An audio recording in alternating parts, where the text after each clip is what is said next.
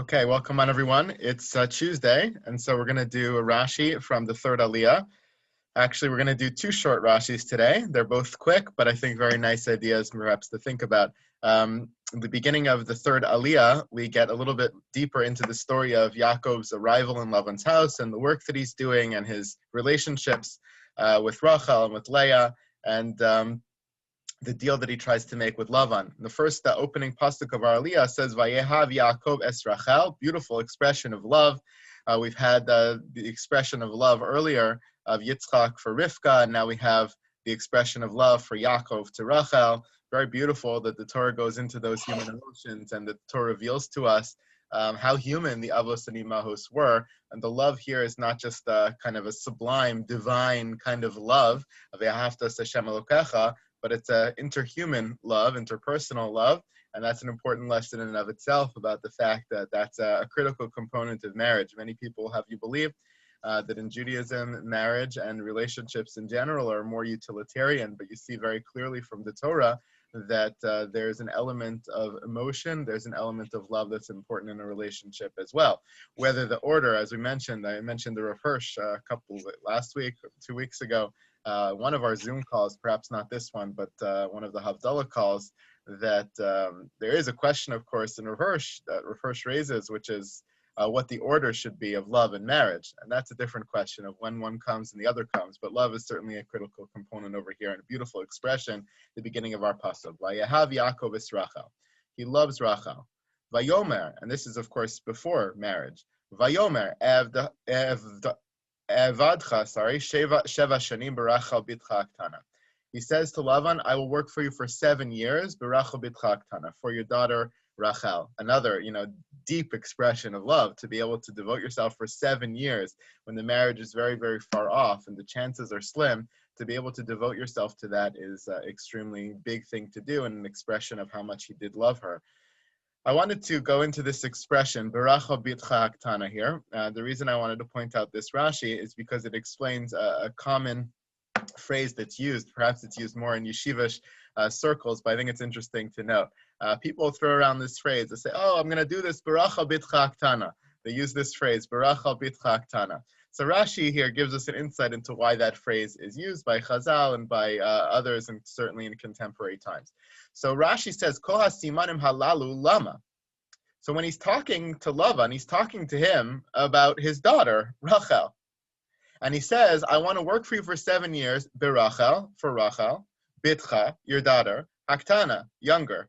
So why so many expressions, so many modifiers, so many clarifications of who he was talking about? When you're talking to a friend doesn't know you so well, or an acquaintance, you'll say, my oldest son, Joseph, who's 9, who's in 3rd grade, and you'd give a lot of descriptions as to what you're talking about. You're talking to your best friend. You're not going to say, my son, Joseph. No, you would say, Joseph, or, some nickname. You'd express it in a different way. He's talking to the father here. So why do you say, Rachel, Bitcha, Haktana? So Rashi says, Lefi sheyadua bo Yodea bo shehu ramai, because he knows that Lavan is a trickster. Amar lo evdecha berachel. If he says to him, I'm going to work for you for Rachel, shema tomar Rachel acheret min hashuk, Lavan could always, claim a literal reading of what Yaakov was saying when he made this deal. And he might come back to Yaakov after 7 years and say, I'm not giving you my daughter. And Yaakov will say, but I said, Rachel, I'm talking about your daughter, Rachel. He says, no, you just said Rachel. Rachel could be any Rachel from the world, any Rachel from the shul. So he knew that Lavan could catch him on any word here, and therefore he uses maximum specificity. Talmud Lomar, Bitcha. So he adds the word not just Rachel, but Bitcha, your daughter, to specify that. V'shema tomar achlich l'leah shema. And maybe Lavan will say, well, you know what? I have 2 daughters, Leah and Rachel. I'll change Leah's name to Rachel. I have the right to do that. I'm her father. And when the time comes after 7 years to give her over to Yaakov, he says, okay, I'm ready for Rachel. And he'll present Leah and say, but no, her name is Rachel. All you said is Rachel. So Talmud Lomar Haktana, therefore he gives another qualifier. Berachel, that's her name. Bitcha, your daughter specifically, not any other Rachel of the world. And Haktana, specifically your younger daughter. He gives maximum specificity. In the end of the day, it didn't do any good because Lavan still tries to trick him. But what this expression has come to mean is maximum clarity, absolute clarity. no sfeikot, no doubts, no room for external readings or in between the line readings. Barachal bitcha aktana is an expression of clarity.